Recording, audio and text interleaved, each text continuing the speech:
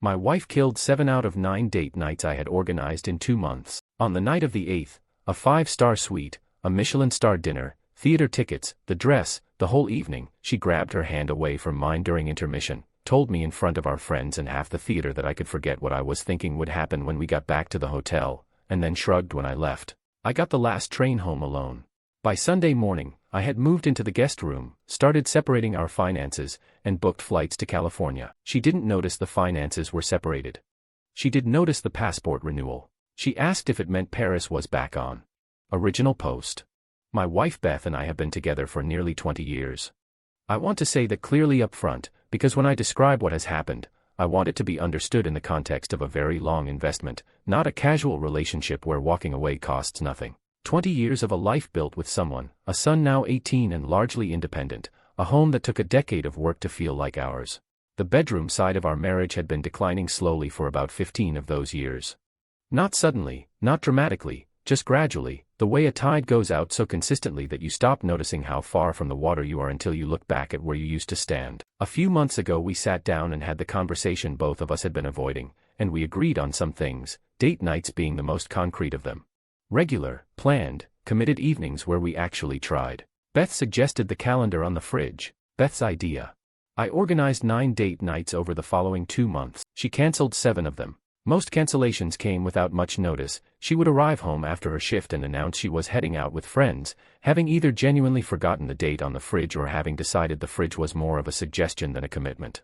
The excuses that replaced the canceled evenings were the ones I had heard for years. Tired, not in the mood, our son was around, he's 18 and usually not within 3 counties of us on a weekend, and my personal favorite, that I had an early morning and should probably rest. These were delivered with such consistency that they had stopped feeling like individual decisions and started feeling like a policy.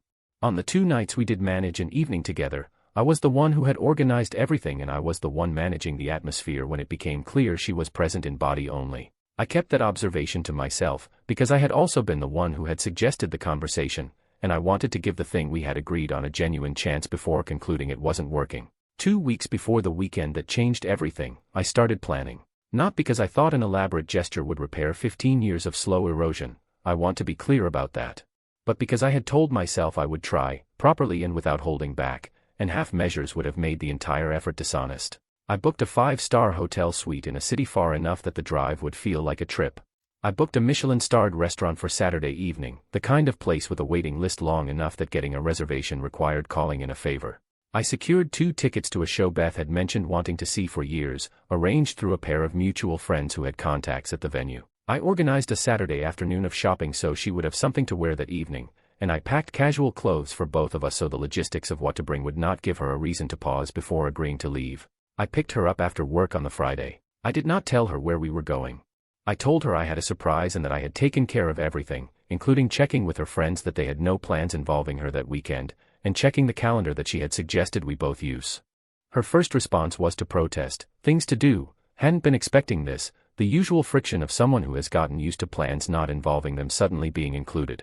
I told her gently that everything was handled. She calmed eventually. The drive to the hotel was quiet in the way that our car had become quiet on longer journeys, a silence that had its own texture by now, familiar and not entirely comfortable. She brightened when she saw the suite. That part felt genuine, the kind of surprised pleasure that is hard to manufacture, standing in a well-appointed room looking at something someone had put thought into building for her. She asked what I had planned. I walked her through it, sightseeing that afternoon, shopping Saturday, dinner Saturday evening, the show. Her mood held through the afternoon, through the dinner, which went as well as dinner can go when there is very little conversation between the 2 people eating it, and into the taxi to the theater, where she thanked me for the tickets, one of the few direct expressions of gratitude I received across the entire weekend. Our friends were already in their seats. We settled in and the first half of the show was good. The kind of production that is harder to dislike than to enjoy, elaborate and well performed, and I watched Beth's face during it and saw the uncomplicated engagement I had been trying to engineer for months. At intermission I reached across and put my hand over hers and asked if she was enjoying it. She snatched her hand back like something had burned her. Turned to look at me directly, and said, with a volume several rows could share, that whatever I had been planning for when we returned to the hotel, I could forget it. The words came with the kind of contempt that has been fermenting for a long time. The people immediately around us heard. Our friends, 2 seats over, heard.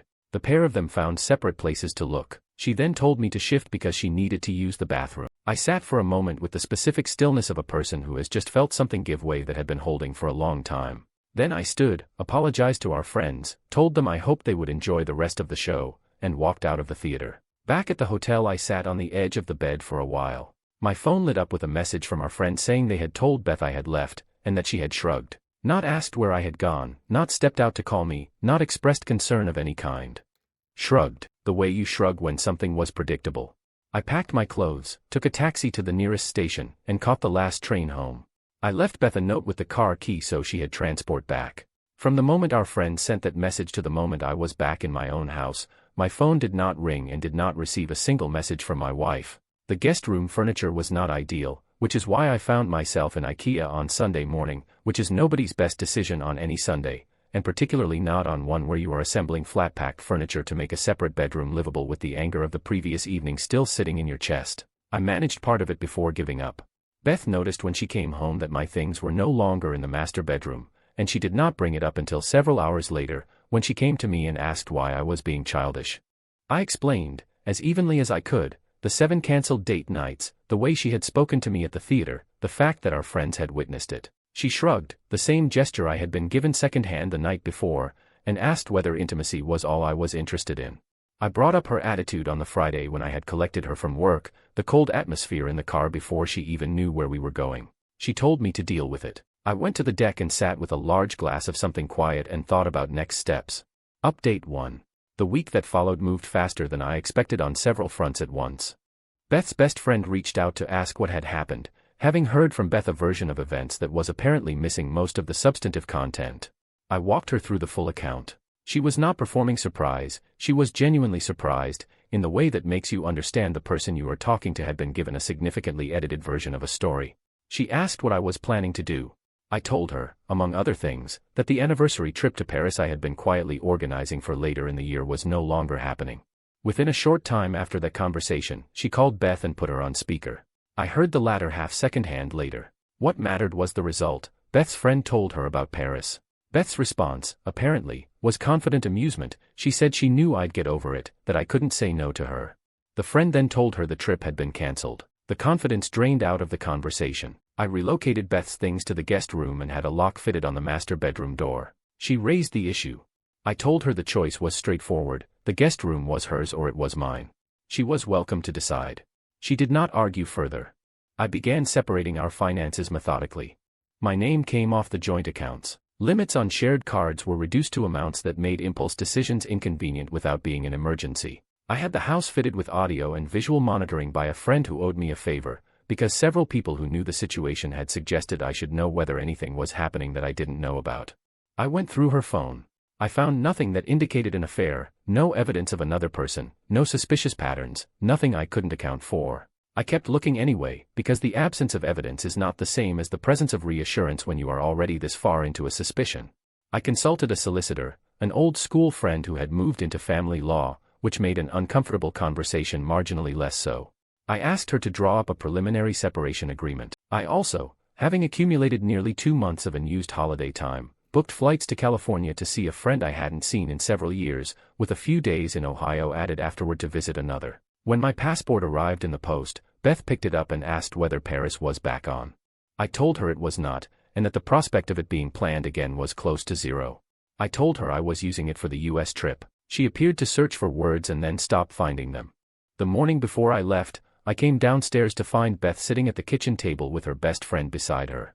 Beth had been crying. Beth's friend stood up when I walked in and said Beth had something she needed to say to me. Beth began speaking, what sounded, from the first few words, like an actual apology, shaped like something she had prepared and meant. I stopped her before she finished. I reached into my bag and placed 2 A4 envelopes on the table. I explained what each one contained. The first was the preliminary separation agreement from my solicitor. The second was a list of marriage counselors with instructions for her to choose one and book an initial appointment. I told her she had until I returned from the US to decide which envelope she was responding to. I told her clearly that if I found any evidence during my absence of her seeing someone else, the second envelope would be removed from the table by default. I told her that if she raised her voice at me during the conversation, the same applied. I was already recording the conversation on my phone, and I did not share that information with her. She did not raise her voice. I left the next morning. Update 2. I had 2.5 weeks in the US. California first, old friend, warm weather, the particular pleasure of being entirely away from a situation without being reachable by it. Then Ohio for a few days. I turned my phone back on at the airport when I landed home and spent the taxi ride going through what had accumulated. The messages from Beth ranged in tone across a significant emotional distance, apologetic and then quiet, then warmer and more insistent, then, when I didn't respond, something that moved into territory I would describe as menacing. The messages from friends and family told me that the story had traveled further than I had intended while I was gone. The friends who had been with us at the theater had spoken to other people, including my mother, who had heard about events secondhand and was upset I had left without telling her in person. I had left her a voicemail. My mother, as it turned out, had not yet learned to access voicemail. I made a note to address that. I stopped at my mother's house before going home. I laid out the full account for her. She was upset, as she had a right to be, both about what had happened and about learning it the way she had. We talked for a while. Then I drove home. Beth met me at the door with the energy of someone who had prepared for a very different version of this reunion. She was affectionate in a way that read as performance, the kind of warmth that gets applied in the hope of changing the temperature of a room before any of its actual contents are addressed. I told her I was tired from the flight and wanted a shower and some sleep. I put my suitcase in the spare room because it was the closer room and unpacked nothing. I could hear her on the landing, trying the bathroom door and finding it locked, and then retreating downstairs. After I slept I came down and sat across from her. She moved to sit on my lap. I moved her off and sat her beside me on the sofa. I asked her directly whether she had made a decision about the 2 envelopes. She scoffed. She said she had assumed I was throwing a tantrum. She said she thought I'd get over it and she hadn't taken it seriously. She told me to stop being stupid and get over it. I told her she had given me her answer and I appreciated knowing where things stood. I called my solicitor, told her I would come in Monday to go over options, and wrote down the appointment time while Beth stared at me from across the room with a look that I recognized as someone realizing, for the first time in this particular situation, that they had miscalculated the stakes. I hung up and turned to face her. She started to speak. I told her she had made her choice. Later I heard her crying on the phone to her best friend, asking how to fix it. I could not make out the responses on the other end. From the sounds Beth was making, the advice was not what she wanted to hear. Update 3. The security footage from the cameras I had installed before leaving for the US took several hours to review. I had wanted to know, one way or another, whether anyone had been in the house during my absence in any capacity that I hadn't authorized. I found nothing. Whatever Beth's failures as a partner had been across this marriage, infidelity did not appear to be among them, at least not in ways I could document. That information landed somewhere between relief and a different kind of grief, the kind where the problem is not cleanly external and cannot be resolved by locating evidence. My solicitor and I met on the Monday. We discussed what the separation process would look like, what the financial picture was, what the timeline might be. It was a long meeting. I left it with a clearer sense of what I was looking at and a strong preference for not being in a situation where I had to use any of it. Beth asked to talk properly that evening. Not on the sofa, not in passing. She asked if we could sit down and actually talk. I said yes. She apologized. Not the truncated version from before my departure, not the performed warmth from the door. Something that sounded more like what an apology requires, an accounting of specific things, an absence of counterargument, an acknowledgement that what she had done at the theater was not something she could reasonably minimize. She said she had known for a long time that things between us had been wrong, that she had been withdrawing for reasons she hadn't fully articulated even to herself, and that she had been using the cancelled evenings and the distance and the public dismissal as a kind of test she hadn't consciously designed. She said she knew that was not a fair thing to do to someone. I told her I had heard her and that I needed time to determine whether hearing her changed anything for me. I told her the solicitor meeting had happened and I was not going to pretend it hadn't. I told her the second envelope was still on the table, that it was still an option, but that I was not going to make a decision about anything in the same week I had returned from 2.5 weeks away. She said that was fair. She asked if she should choose a counselor from the list. I told her choosing one would be the appropriate indication that she was serious, and that I would attend the first session and we would see what came from it. She chose one. I attended the first session. The counselor asked us each to describe the marriage from our own perspective and then listen to both accounts without significant expression, which is presumably the skill you spend years developing when your job is to sit in rooms like that one. The session produced nothing conclusive. We made a second appointment, then a third. The work was slow and, in places, genuinely painful, not in the way that crisis is painful but in the way that honesty is painful when it has been deferred for long enough. Beth began to name things I had not known she had been carrying. Some of it reframed incidents I had understood differently. Some of it did not change my understanding but gave it more texture. I began to understand that the 15 years of slow retreat had been a two-direction phenomenon, and that some of what I had interpreted as rejection had been, on her side, experienced as a different kind of distance she did not know how to close. This did not make the theater incident acceptable. I want to be clear about that. A person's private anguish does not license them to humiliate their partner in front of friends, loudly, in public, after the partner has spent 2 weeks and considerable money organizing an evening meant to reach them. But it gave me something to work with that I had not had before, which was a reason rather than just a pattern. Update 4. Several months on. I am not going to package this into something tidier than it is, because I think that would be dishonest, and I have had enough of comfortable dishonesty in this marriage. The Paris trip is still not happening. I have not rebooked it.